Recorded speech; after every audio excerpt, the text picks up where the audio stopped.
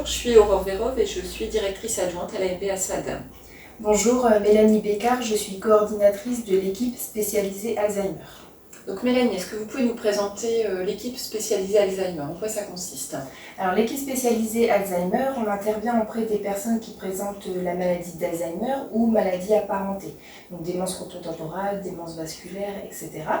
On intervient au domicile de ces personnes, donc il y a une première visite qui est faite par la coordinatrice du service qui va vérifier si les critères d'inclusion sont bien respectés, c'est-à-dire un MMS, donc c'est un petit test qu'on fait passer aux gens, supérieur à 15/30 et une pathologie type maladie d'Alzheimer ou apparentée de diagnostiquer.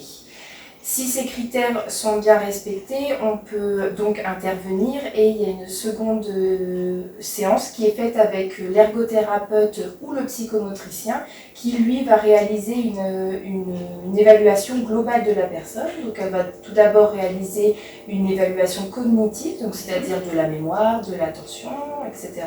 et une évaluation en vie quotidienne.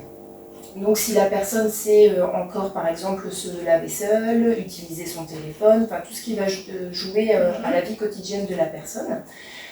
Suite à cette évaluation, l'ergothérapeute ou le psychomotricien va dégager 2 objectifs de travail.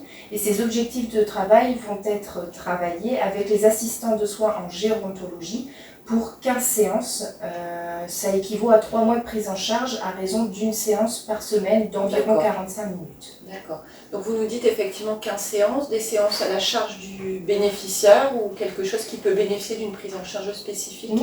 Alors pour qu'on puisse intervenir, il faut une prescription médicale, donc prescription médicale soit du médecin traitant, soit du neurologue ou médecin spécialiste. Et cette prescription médicale donne droit à une prise en charge intégrale par la sécurité sociale. Donc la personne accompagnée n'a aucun frais. Un reste à charge zéro. D'accord.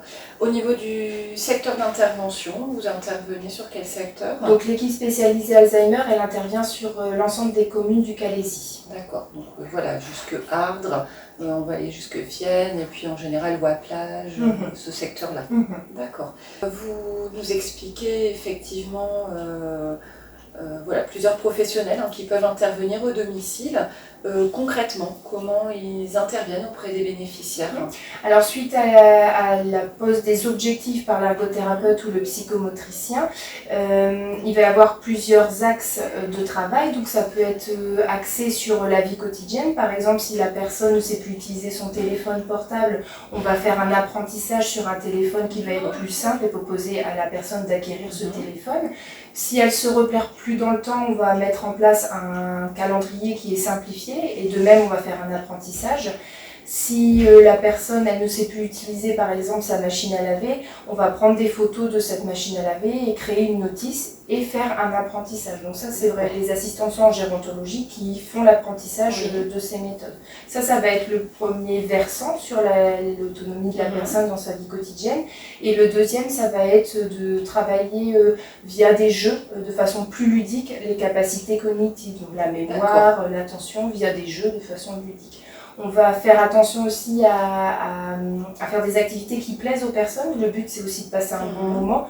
Donc, on va leur poser des questions sur leurs loisirs, ce qu'ils aiment faire. Il y a beaucoup de personnes, par exemple, qui aiment la musique. On va s'appuyer là-dessus pour faire travailler la personne. D'accord.